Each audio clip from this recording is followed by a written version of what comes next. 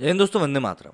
मान्यवर मोहे का जो नया ऐड आया है जिसमें कि आलिया भट्ट ने एक्ट करते हुए कन्यादान को कन्यामान कहने के ऊपर जोर दिया है और उन्होंने बताया कि हमें कन्या को दान क्यों नहीं करना चाहिए और हमें कन्या का मान करना चाहिए। लेकिन मुझे ऐसा लगता है कि जो हिंदू संस्कृति है जिसमें कि कन्यादान की रीति रिवाज है, उसी धर्म में कई सारे ऐसे त्योहार हैं जिसमें कि स्त्री को शक्ति के तौर पर पूजा जाता है।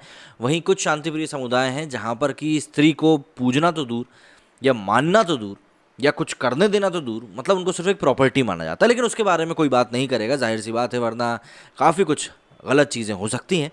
तो इसीलिए हिंदू धर्म के बारे में बात करते हैं, क्योंकि हिंदू धर्म वाले लोग ज़्यादा कुछ बोलते नहीं हैं। तो इस ऐड को लेकर काफ़ी ज़्यादा लोग बातें कर रहे हैं, बोल रहे हैं कि भाई क्यों आप हिंदू रीति रिवाजों को ऐसा बता रहे हो कि भैया गलत है। कन्यादान का भी लोगों ने पाठ पढ़ाया। मैंने ही बताया था कि भैया कन्यादान दरअसल गोत्र को लेकर होता है, इसलिए नहीं कि भैया हम अपनी लड़की आपको दे रहे हैं। जो लोगों को अल्पज्ञानी लोगों को जो मतलब समझ में आता है वो नहीं है। अब इसी बात को लेकर कंगना रनौत ने सीधे तौर पर आलिया भट्ट को और मान्यवर को आड़े हाथों लिया है और सोशल मीडिया पर उन्होंने काफ़ी कुछ कहा है, जो कि मुझे ऐसा लगता है कहीं ना कहीं आलिया भट्ट को बुरा ज़रूर लगेगा, पर वो जवाब दे नहीं पाएंगी, क्योंकि जवाब देने की स्थिति में तो वो ऐसे भी कभी नहीं रहती हैं। और इसी इसी ऐड के चक्कर में वो महेश भट्ट ने जो एक बार कहा था कि भैया पूजा भट्ट अगर मेरी बेटी ना होती तो उससे शादी कर लेता, वो चीज़ एक बार फिर से चल पड़ी है। तो लोग इसीलिए कह रहे हैं कि भैया कन्यादान इसको क्यों ही पसंद होगा। अब ज़रा समझते हैं कि कंगना रनौत ने इस बारे में क्या कुछ कहा है। तो कंगना लिखती है कि हम लोग अक्सर देखते हैं कि जब भी कोई शहीद के पिता टेलीविज़न पे आते हैं तो वो ये कहते हैं कि कोई चिंता नहीं है, मेरा एक बेटा चला गया, मेरा दूसरा बेटा मैं उसको भी धरती माँ को ही दान दूंगा।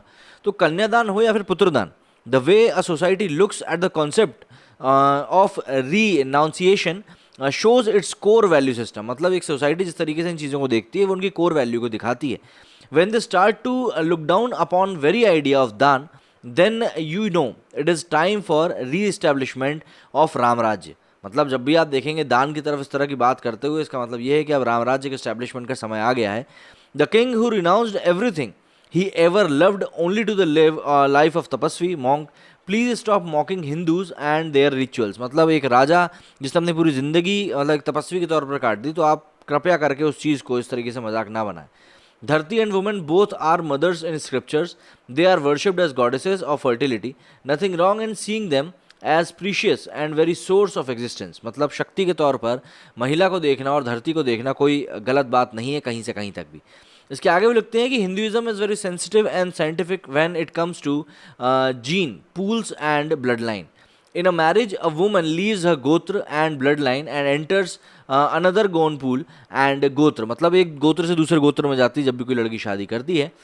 She needs not only her own father's permission but also all forefathers and ancestrals whose blood flows in her veins। मतलब कि जब भी वो ऐसे किसी दूसरे गोत्र में जाती है तो उसको सिर्फ अपने पिता ही की नहीं बल्कि उन सभी पूर्वजों की भी और उन सब की जो कि जिनका खून उसके रगों में दौड़ रहा है, उन सब की परमिशन चाहिए रहती है। For this smooth transition father allows her from everyone's side and release her from any good train, but woke dimwits won't understand this complex science, better to simply ban such ads and shut them up। इन्होंने मोहे fashion को tag किया है। मतलब इन्होंने कहा है कि उन सभी की तरफ से, मतलब जितने भी इनके पूर्वज होते हैं, एंसेस्ट्रल्स होते हैं, उन सभी की तरफ से पिता अपनी बेटी का दान करता है, कन्यादान करता है कि वो दूसरे गोत्र में जा सकती है।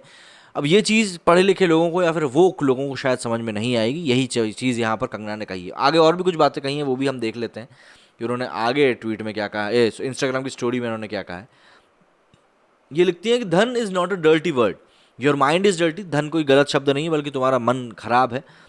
धन is used in many context like मैंने राम रतन धन पायो, और पुत्र धन या फिर सौंदर्य और रूप के धनी होना, और commonly use terms as kanyadaan और प्रायदान।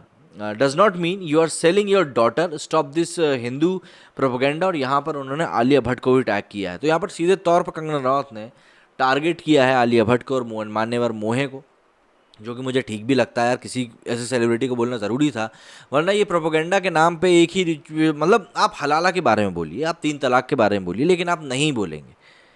आप क्यों ही बोलेंगे? आप बोलेंगे तो फिर क्या कुछ हो सकता है आपके साथ, आप खुद भी जानते हो। तो इसलिए आप उसके बारे में नहीं बोलोगे। लेकिन आपको कन्यादान से दिक्कत है। मतलब एक बहुत ही सेक्रेड स्टेप होती है, इसको पवित्र स्टेप होती है इसको कि हम कहते हैं, पर उससे आपको दिक्कत है। खैर, कंगना रनौत ने अपने तरीके से जवाब दे दिया। पब्लिक के भी इसके ऊपर रिएक्शन सामने आएंगे तब हम उसके बारे में बात करेंगे।